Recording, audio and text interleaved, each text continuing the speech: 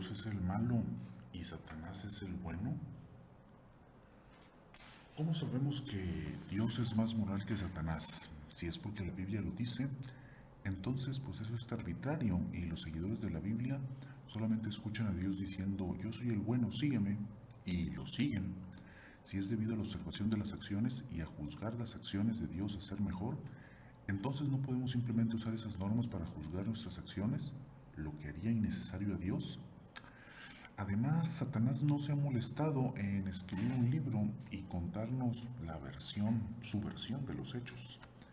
¿Y si Dios era en realidad el maligno y Satanás era en realidad el bueno? Después de todo, Dios es responsable de 250 millones de muertes, mientras que Satanás solo es responsable de 10, según la Biblia, todas las cuales lo llevó a cabo por órdenes de Dios. Y si ocurre algo malo, como un terremoto o un tsunami, tendremos que llamarlo un acto de Dios y no un acto del diablo. ¿Por qué? La creencia de millones de creyentes de que Dios es bueno, pero la evidencia de sus supuestas conductas y enseñanzas es exhaustivamente lo contrario. A lo largo de la Biblia hay numerosas cuentas de Dios repartiendo castigo divino por medio de genocidio, plagas, limpieza étnica y similares.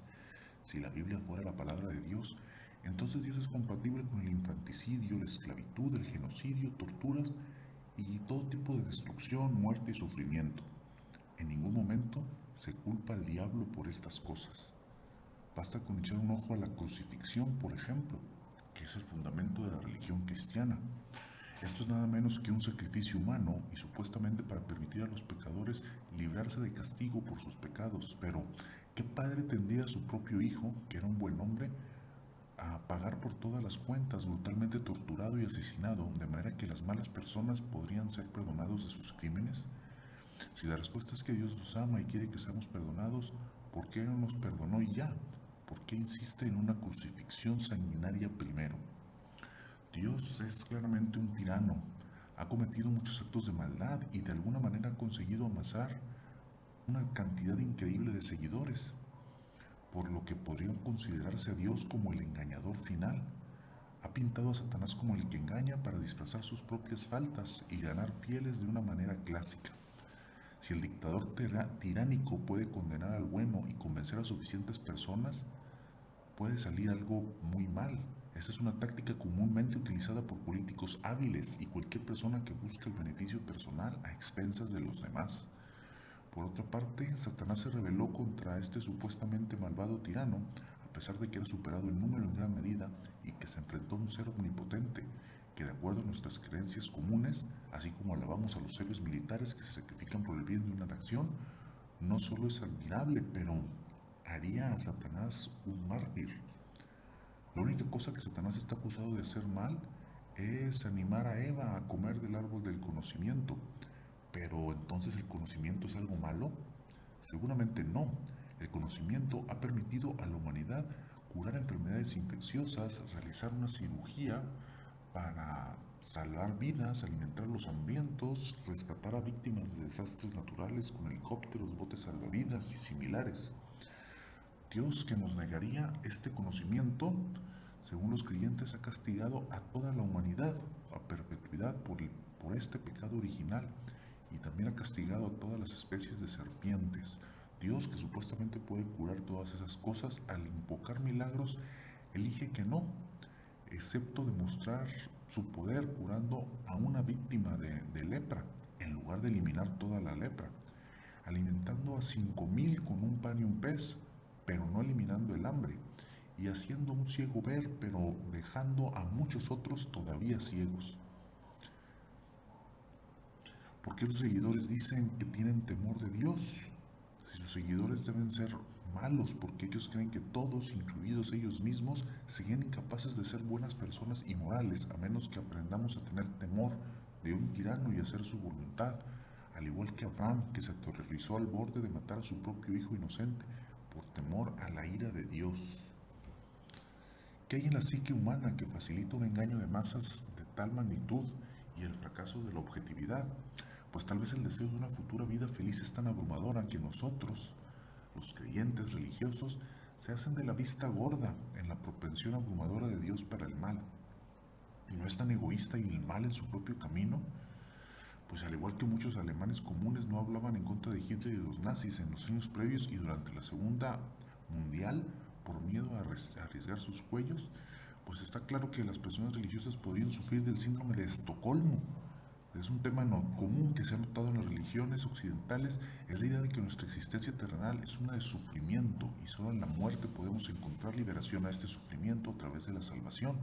Sin embargo, no podemos escapar de ese sufrimiento intencionadamente, es decir, suicidándonos, porque eso es un pecado. Así que estamos atrapados en este mundo, uno donde estamos condenados a sufrir hasta que se nos dé la dulce liberación de la muerte. A mí esto me suena a un secuestro. La premisa subyacente del síndrome de Estocolmo es el captor. Convence a los cautivos que es capaz de poner fin a su vida y está dispuesto a hacerlo. Los cautivos creen que es más seguro alinearse con su captor y soportar su cautiverio que resistir y enfrentar la muerte. ¿Cómo se compara esto con el cristianismo? Dos palabras, la apuesta de Pascal.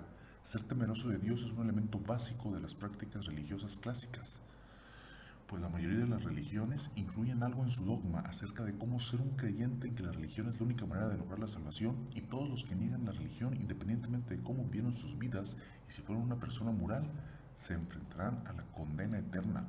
Como tal, es mejor creer en una deidad potencialmente no existe por la oportunidad de la salvación que rechazar esa deidad y arriesgarse a ser condenado. La motivación de los cautivos para vivir es mayor que su impulso a odiar a la persona que creó su dilema. La idea de una tragedia personal como una prueba de fe sirve como prueba de la legitimidad a esta analogía. Otra característica del síndrome de Estocolmo es de los cautivos ven a su captor como benévolos, simplemente en virtud de su falta de acciones malévolas, y están dispuestos a pasar por alto la maldad por parte del captor si se demuestra una cierta amabilidad. No creo que esto sea exclusivo del Dios de los cristianos.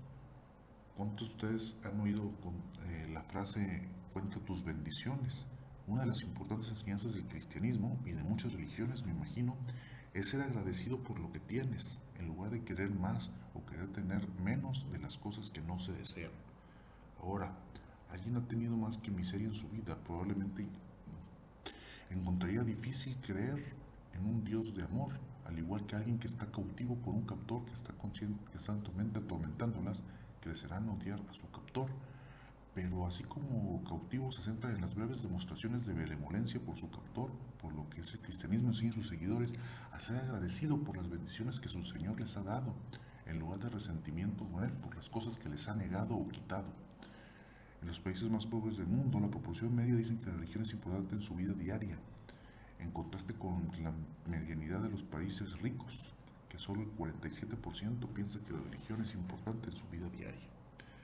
Pero aún más que eso, un gran énfasis en el culto cristiano es ser agradecido con las cosas que todavía tienes, con las cosas que el Señor no te ha quitado, cosas como su familia, la vista, la salud, la mayoría de las cosas que la gente da por sentado.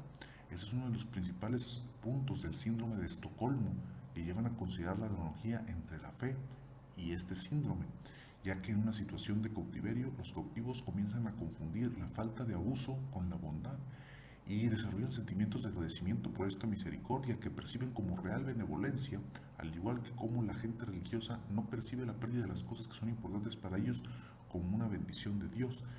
Esto es porque los creyentes tienen que construir milagros de eventos naturales perfectamente explicables. Esto ocurre cada vez que hay una tragedia o cerca de una tragedia de cualquier tipo en cualquier parte del mundo. Tomo como ejemplo el rodaje de Batman. 14 personas murieron, 50 resultaron heridos, pero de alguna manera ese trágico suceso produjo milagros. Pilotos, el capitán Sully Sullenberg, un avión en dificultades para aterrizar con seguridad en el río Hudson sin muertes, y es un milagro de Dios. Pero tal vez, solo tal vez, Dios trajo el avión hacia abajo y Satanás lo guardó como un Superman invisible. O que Dios envió a un hombre armado al teatro, pero Satanás salvó a toda la gente que pudo.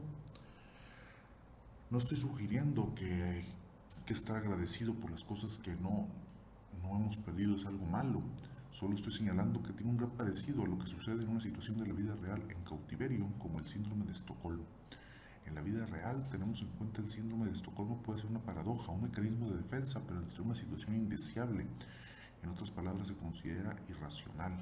La opinión lúcida para mantener un resentimiento hacia su captor no afectó. Pero, ¿por qué no es el mismo criterio aplicado a la fe? Si aceptamos los elementos dogmáticos discutidos anteriormente como verdadero, ¿por qué no se considera la lúcida resentir al tener un resentimiento hacia Dios en lugar de alabarlo? En realidad, Satanás es la única deidad que realmente significa el libre albedrío. Dios nos amenaza con castigos por no adherirse a sus deseos, pero Satanás nos dice que debemos disfrutar de nuestras vidas y ser felices y libres para hacer lo que creemos que es correcto.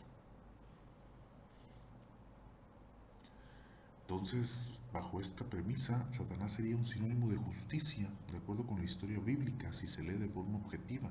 Si solo la historia fuera cierta, sería uno de los más grandes héroes. La lucha contra lo que sin duda sabía que iba a ser una batalla perdida, pero si lo hace por un bien mayor y para proporcionar un ejemplo al resto de nosotros.